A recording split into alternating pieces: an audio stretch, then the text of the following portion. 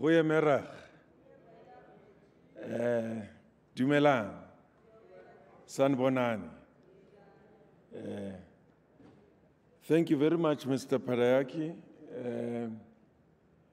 The very important people who are in our midst, I see members of the Basic Education Portfolio Committee led by the chair.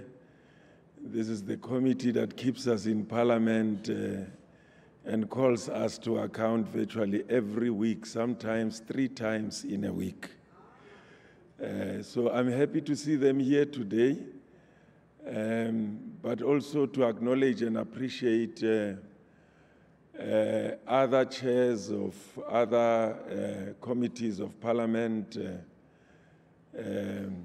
I've met with the chair of the FFC, who's here also. I've also seen members of other important organizations that are involved in some partnership programs with us. I also want to acknowledge the presence of the CEO of Umalusi, Dr. Rakometsi, who's in our midst. Professor Volmik indicated that he was going to attend. And also acknowledge the presence of our learners, the creme de la creme, the cream of the crop.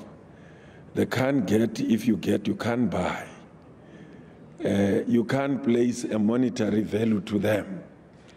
They are the top learners of the 2018 class. Acknowledge and appreciate the senior managers from the Department of Basic Education at DBE. I've seen the colleagues from DBE, colleagues from provinces, unions who play a very important part in education, association of school governing bodies who are governors of our school, and all important guests present here today.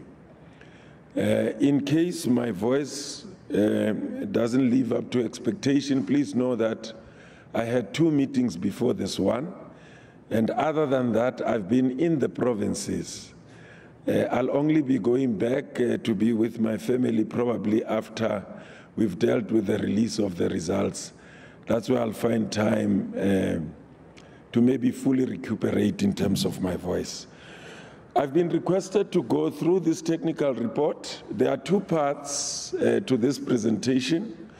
The first part is just to give a synopsis of the journey that we have traversed so far. I think it's important for all those who are attending, so that when the minister announces the results, at least to get that in context. I should have also acknowledged the media, who plays a very important role from different media houses and so on, who are extremely useful all the time to convey this information that we share with you.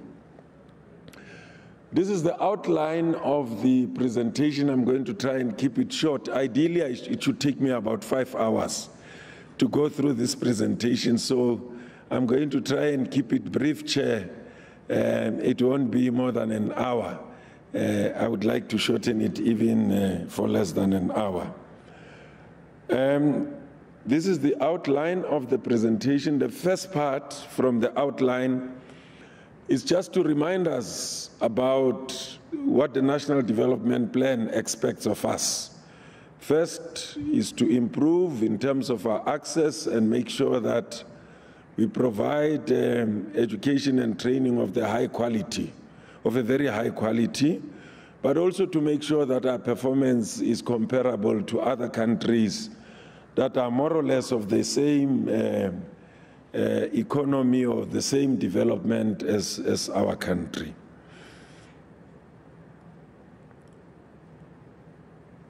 In terms of the strategic direction, first, it's important that we have to report to UNESCO in terms of the 2030 goals, particularly goal number, sustainable goal number 4.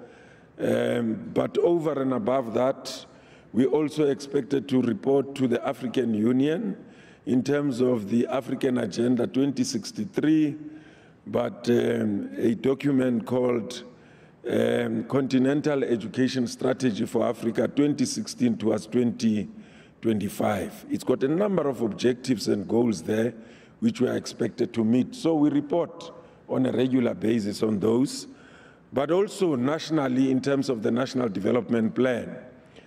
Chapter 9 of the National Development Plan is relevant for basic education and higher education and training, but also the Action Plan 2019 towards schooling 2030. There are 27 goals. 14 of the 27 goals are about improving learning outcomes. And the rest is how we do our reporting on a regular basis. Shape and size, just to remind us about what we are about. You've got 10 education departments, 9 provincial education departments, plus the National Department of Education. You've got 75 education districts. Limpopo used to have 5, we now have 10, and that's why we've got 75 districts.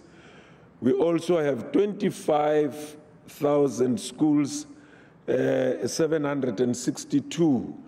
And then of the 25,762, 23,794 are public schools, and 1,988 are your 960, is it 68? Are independent schools or private schools. This is the breakdown. The number remains the same. But also very important, you can see this breakdown of 12 million learners, slides seem to be jumping, 12 million learners, 892,273 learners that you have in the system in terms of the public schooling system. Independent schools.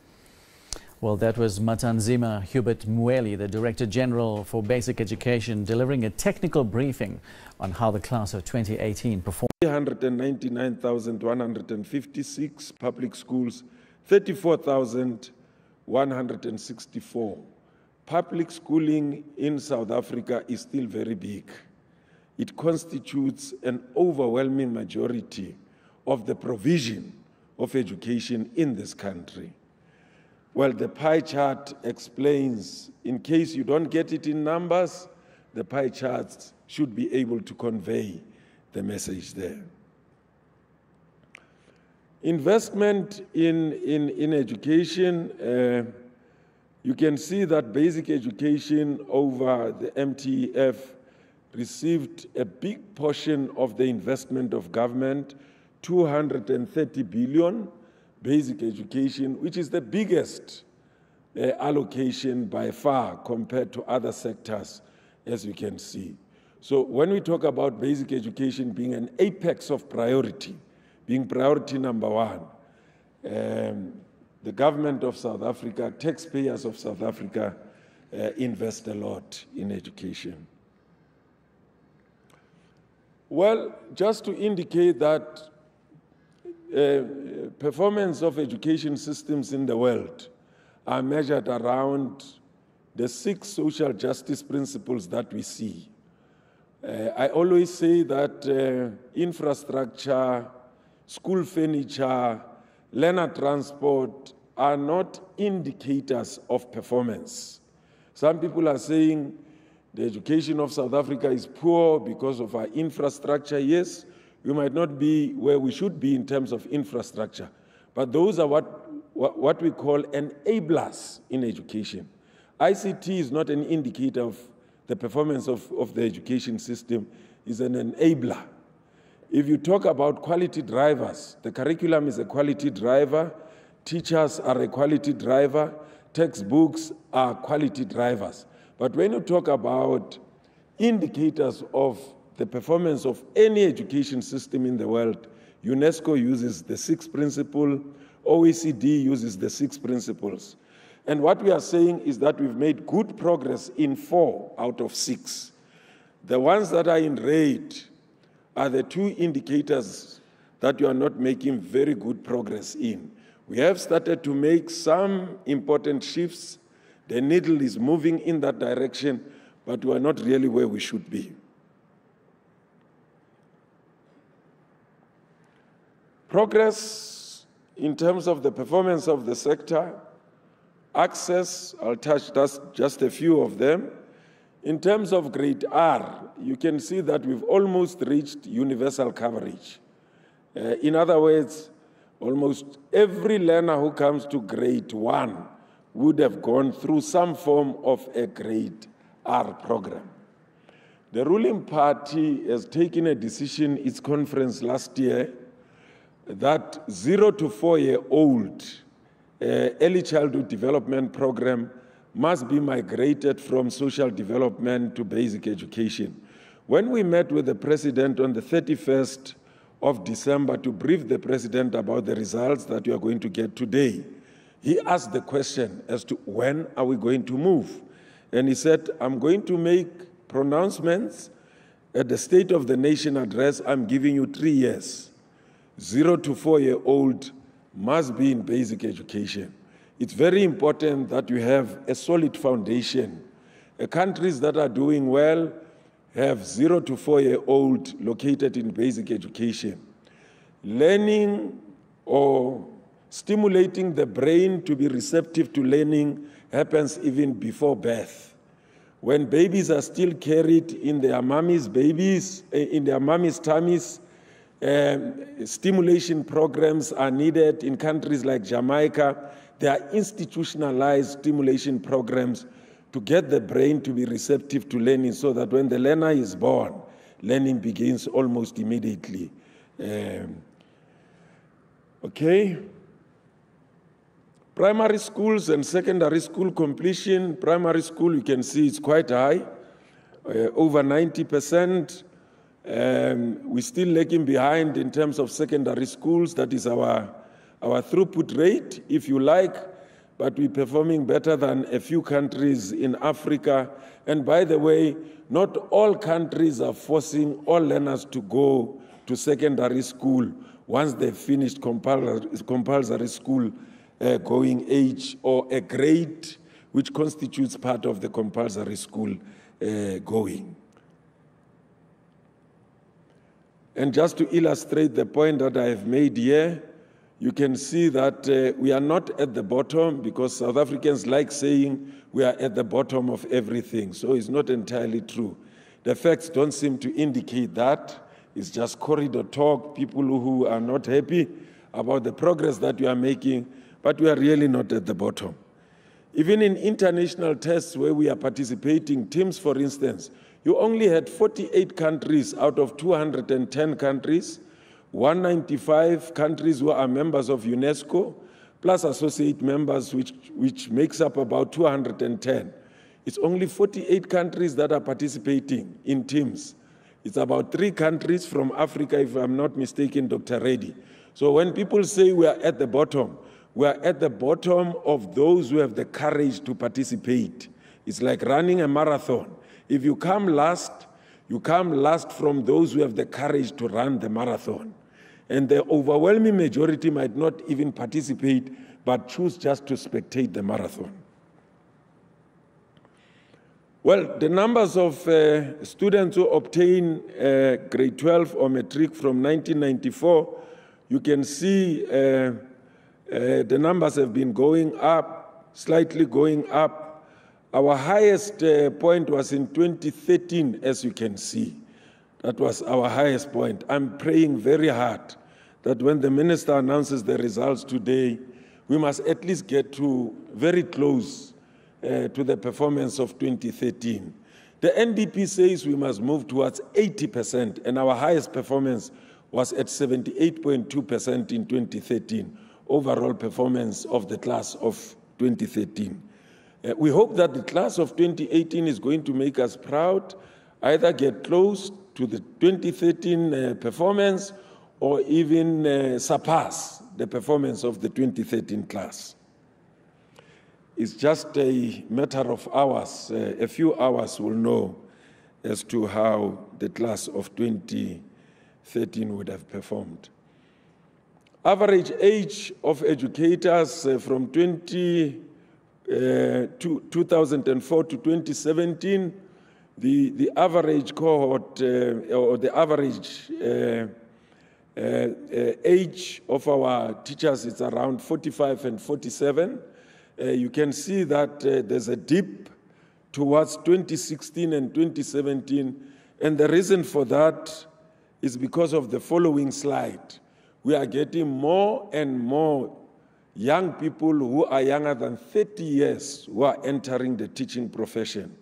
And those are good news to us across all races.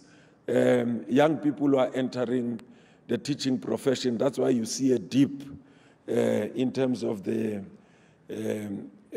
average age of teachers who have been in the system, because those who are younger than 13 years are beginning to bring in fresh blood into the system. Well, infrastructure, this is fresh data from school monitoring survey conducted in 2018. This is fresh data. It's less than a year old. We're giving you progress that we have made in terms of water, running water, in terms of fans, electricity, internet, toilets. There's more even on libraries and so on. We're even talking about multimedia now. We're no longer talking about just libraries. We're talking multimedia. Efficiency, proportion of children having completed grade 1. I must just warn the audience that our grade 1 data is inflated a little bit, because in the rural areas, chair of the portfolio committee will know that what happens there is that learners accompany their siblings even before they are of the appropriate school-going age, and they are just kept there in the classrooms with their siblings, even though they've not really started schooling in earnest until they are of the appropriate age. But you can see that progression in grade 1, I think it seems to be smooth, and going up, then it slows down a little bit, as you can see from the slide. Our challenge in the system is not the dropout rate, it's failure rate and repetition rate. The two are related, and they can actually lead to dropout rate. And more often than not, people will say, learners who start from grade 1 do not finish in grade 12. It's because they are trapped in the system. They repeat for many years. You'll see when we do age analysis that many of our young people in the system do not finish within 12 years of schooling. Some finish after 15 years. Some finish after after 15 years. So our problem is in the main failure and repetition rate. And the implementation of the progression policy in the system has helped to improve the throughput rate and the completion rate in the system. Young people who are out of school, you can see that we're beginning to overcome that challenge. Very few learners are out of schooling, and which bodes well for the system, which means that more and more young people who are supposed to be at school are indeed attending school in South Africa.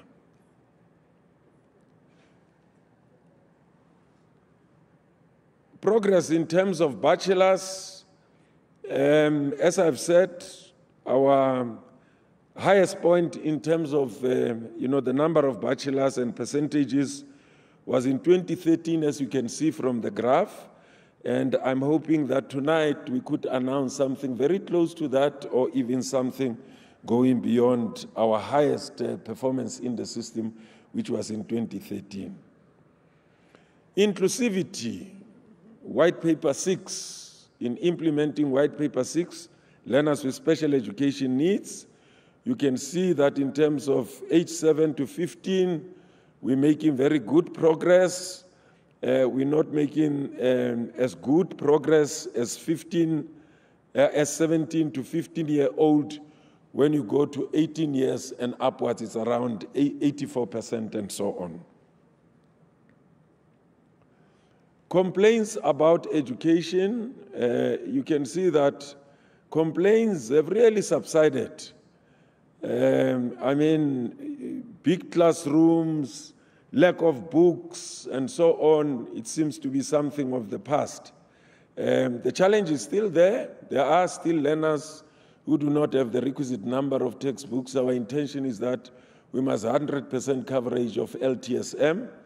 And the minister and the president very soon will be making a big pronouncement around digitizing the LTSM content and beginning to roll out devices that will make it easy for us to move towards 100% coverage of LTSM, including workbooks.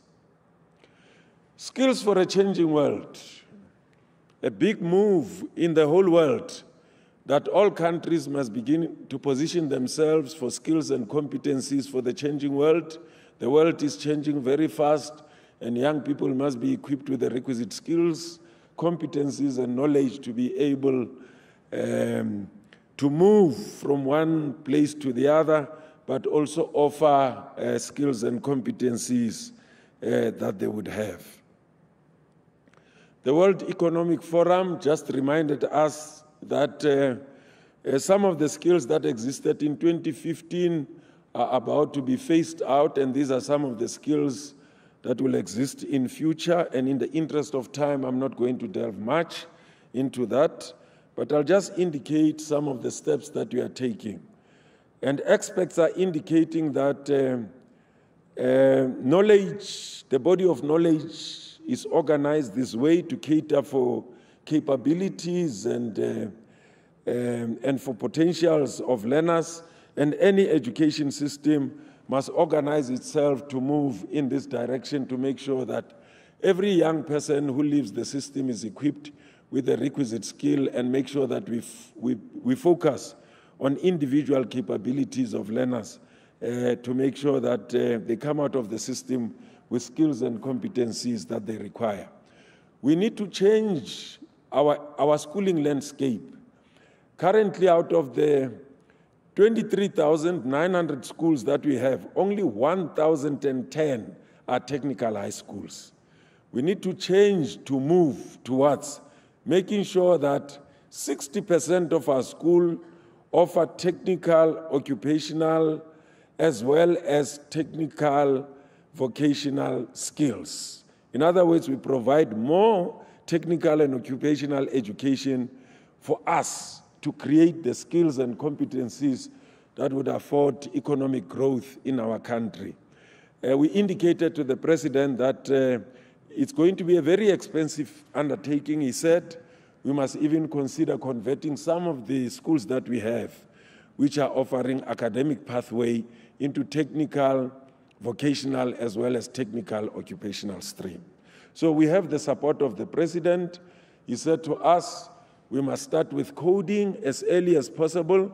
I know that curriculum has put together plans, and the minister will be announcing, I think before the end of the current administration, that we'll be starting with coding in the foundation phase, because those are skills that we need to start offering to make sure that our young people are equipped to participate in the skills for a changing world in the fourth industrial revolution.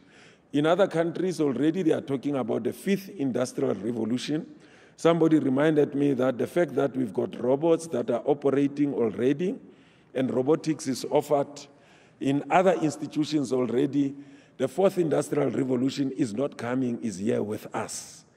I mean, access to cell phones, utilization of cell phones, utilization of data, data literacy, and so on, artificial intelligence, and all of those things, they really inform our day-to-day activities these days. The Brookings Institution conducted a study in 15 countries across the 7 continents.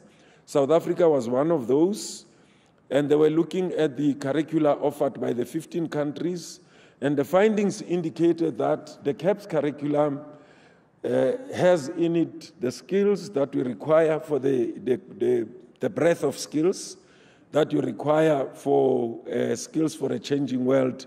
And these are some of the skills that the Brookings Institute, and the Brookings Institute or institution is one of the leading think tanks in the world based in Washington, D.C. So we've got one of the best curriculums in the world. All that we need is to socialize, prepare our teachers to be able to teach in line with the skills that you find in the CAPS curriculum, so that our young people are able to compete with their counterparts, with the other young people in the world, and are able to really represent the country very well. These are the skills that are embedded in the curriculum, which I've referred to. And this is how the green part represents the basic education system of the immediate future towards 2030. The class of 2018, I can see that somebody says, this is what I've been waiting for. You've taken so long to get to what I've been waiting for. Well, the National Senior Certificate is one of the most important barometers to evaluate the performance of our education system. We also benchmark ourselves through our participation in international studies. And again, just to emphasize the point, there are very few countries that participate in international studies.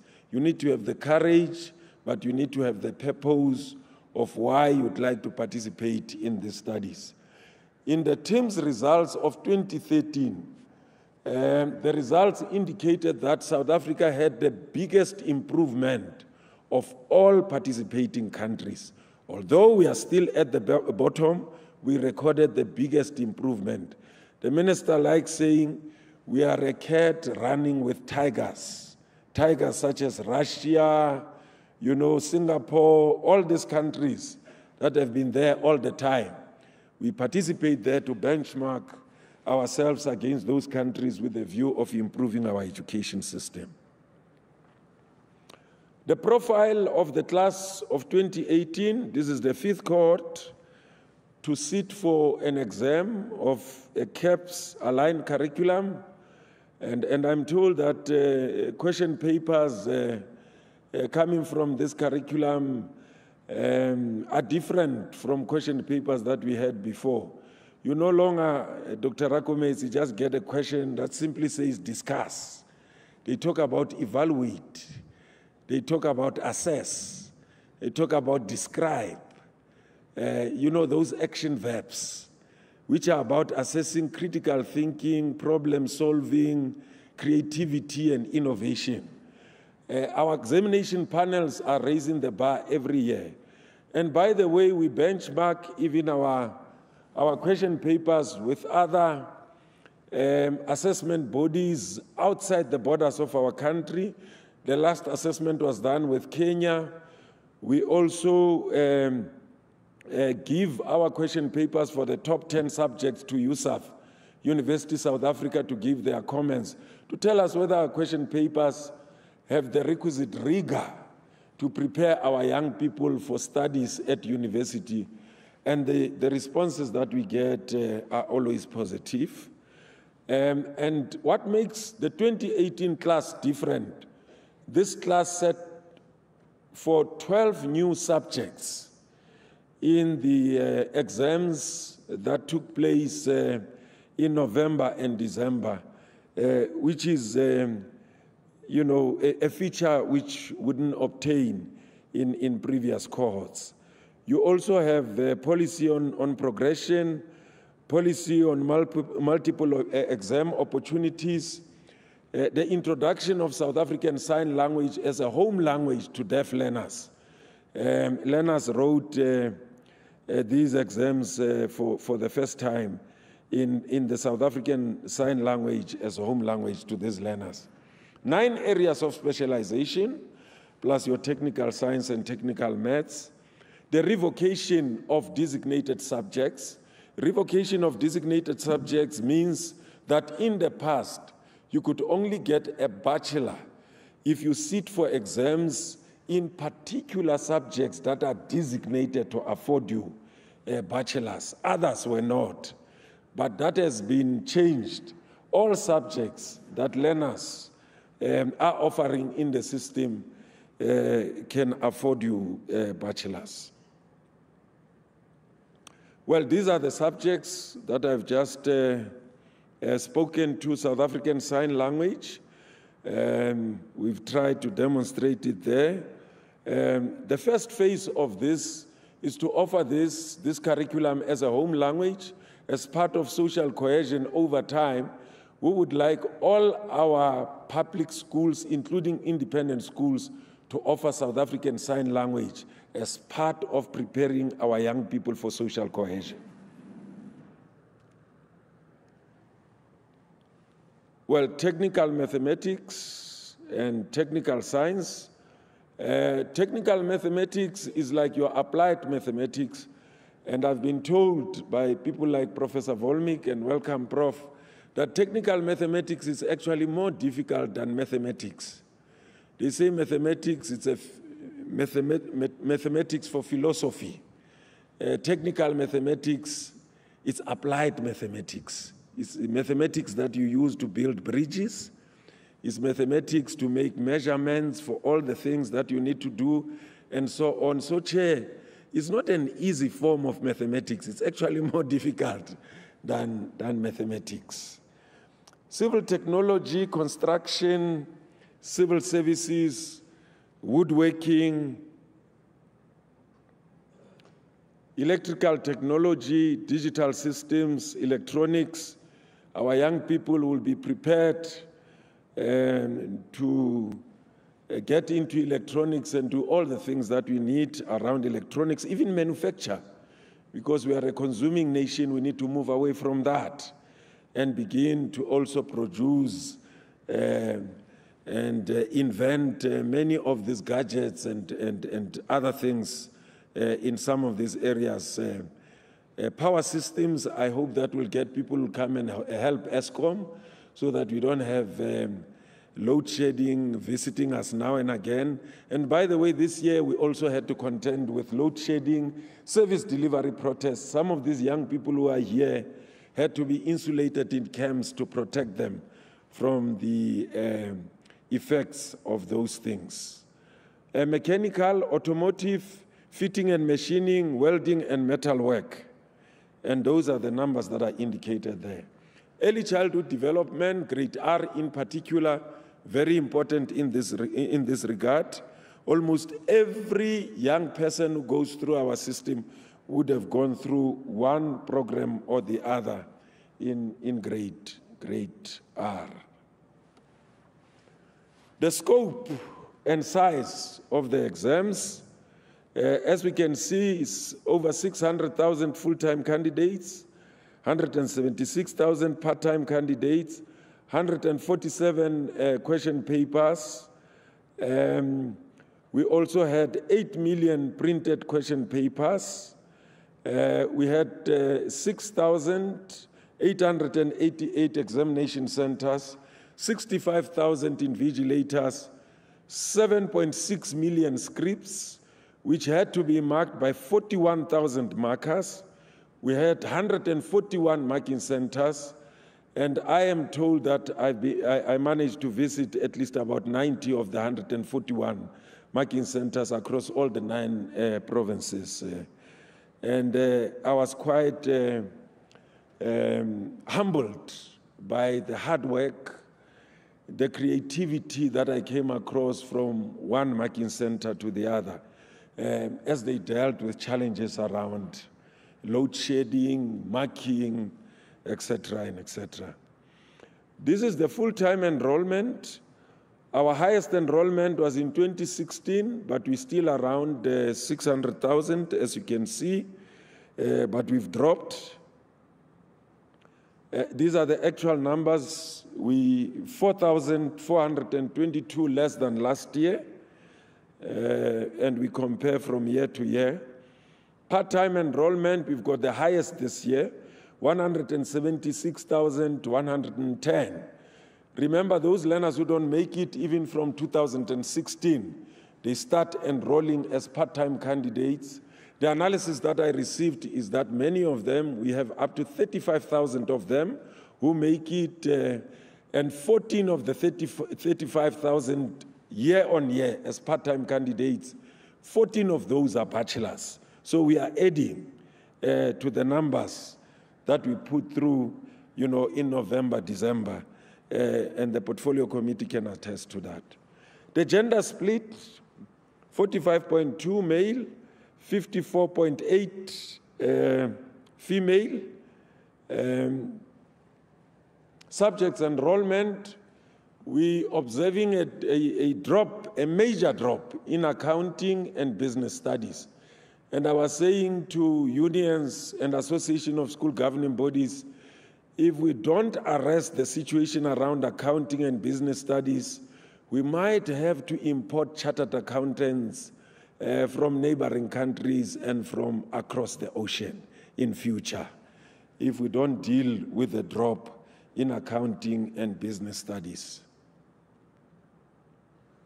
Progressed learners, we had 21,204 more progressed learners than the previous years. I'm sure we've explained the notion of progressed learners in the past, are learners who have not fully met the requirements of being progressed to the next grade, but we are affording them that opportunity. There are conditions, and we even indicate the threshold for a number of subjects that they are supposed to actually pass. This slide just shows the retention rate in the system, because the National Development Plan says we need to increase our retention rate. Our critics are usually saying you have 1.2 million learners entering the system. Those who finish grade 12 are far less than even 50% of those. And as I have said, it doesn't mean that we've lost them, they've dropped out. Some of these learners, as soon as they finish grade 9, they proceed to TVET colleges, so we don't even link this data to the data at TVET colleges. But you can see that the retention rate is very high. The real drop begins in grade 11. And of course, there are schools that are still gatekeeping, that are killing learners.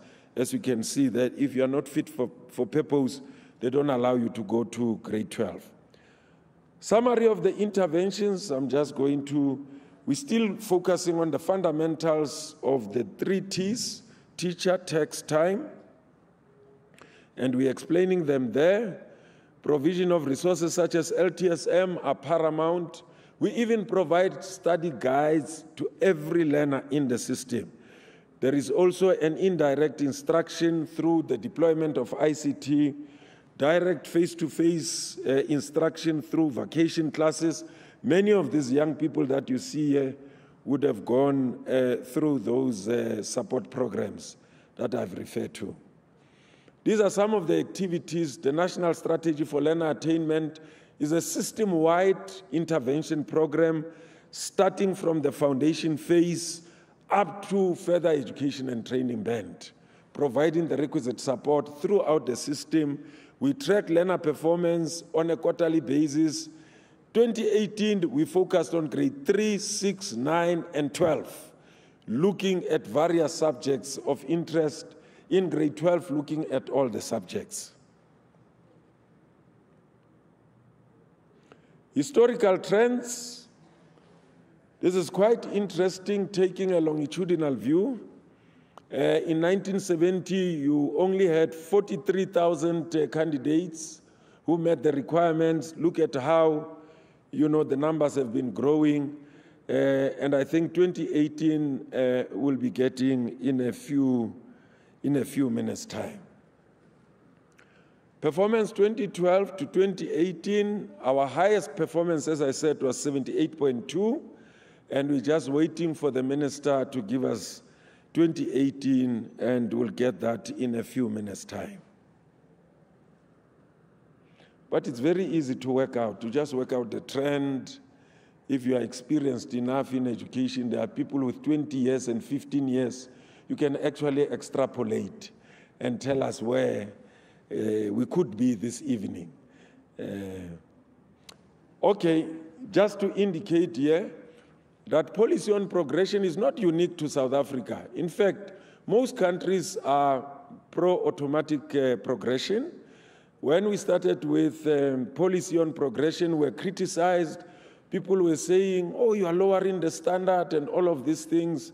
The onus is on the system to ensure that learners are supported. Every learner under the sun has the potential to succeed.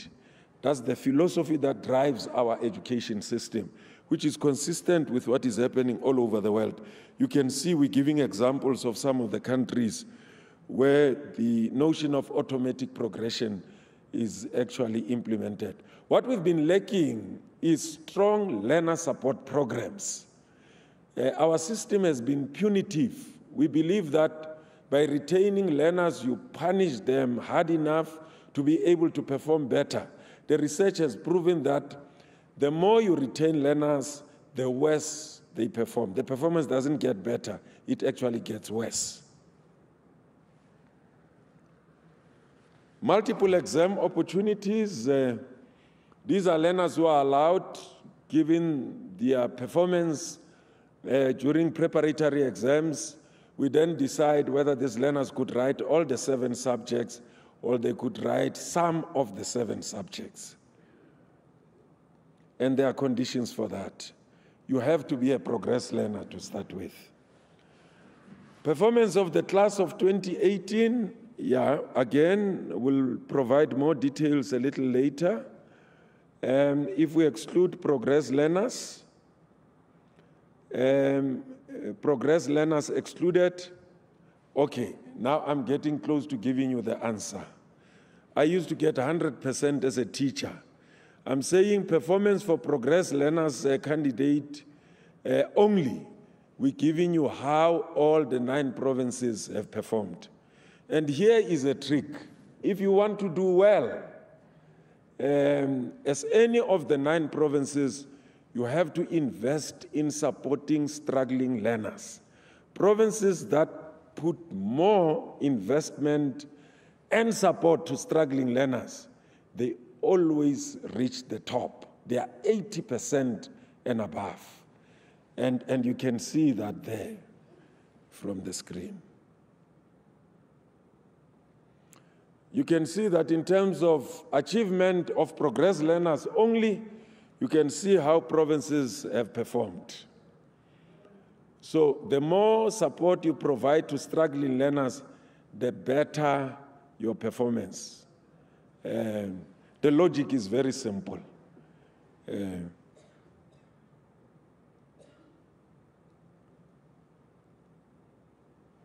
Well, we're just reminding the audience of what you require to get a national senior certificate, a higher certificate, a diploma, and a bachelor's degree, just to remind you about that.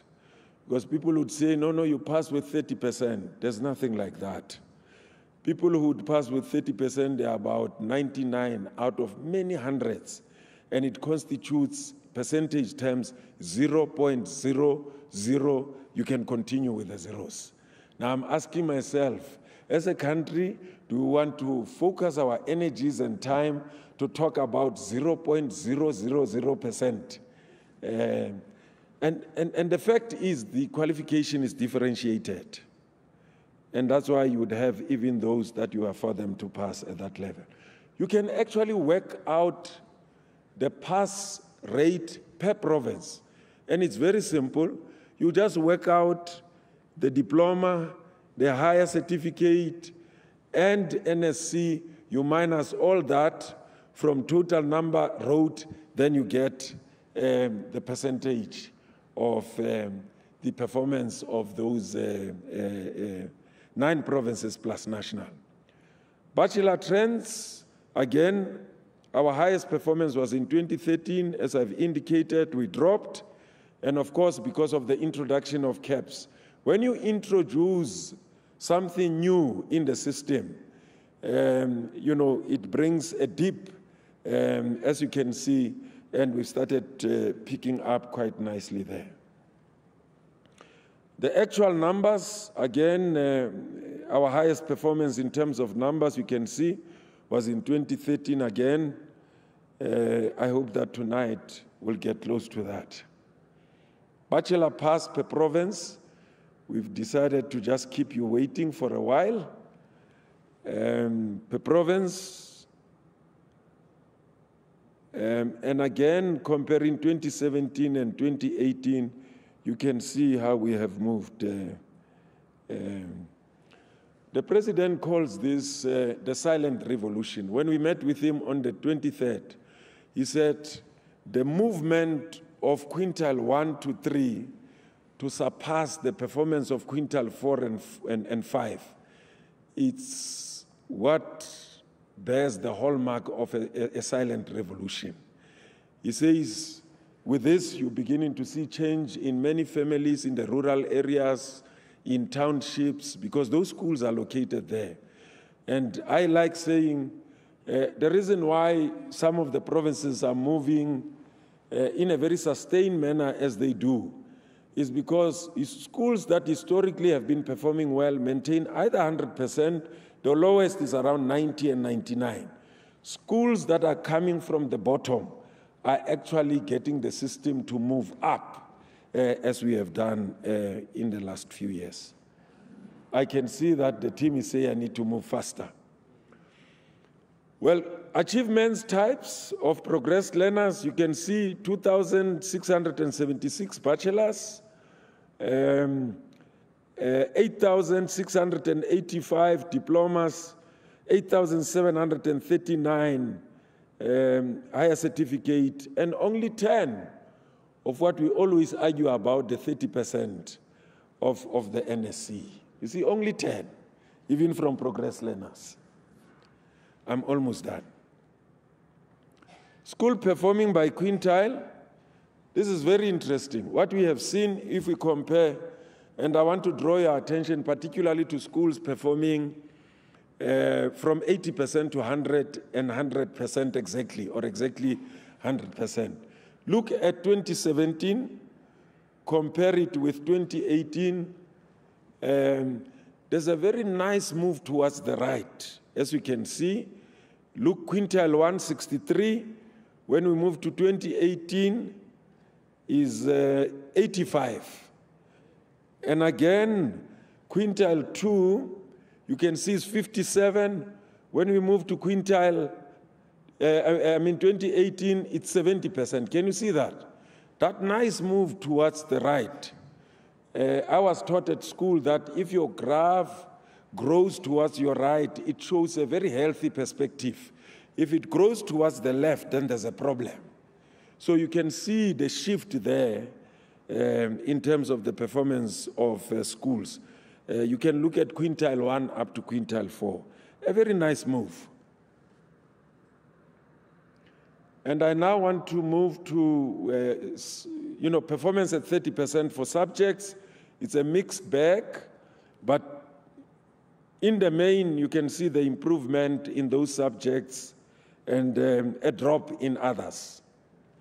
40%, we're even performing than 30% in 40%, which says a lot about the performance of our young people.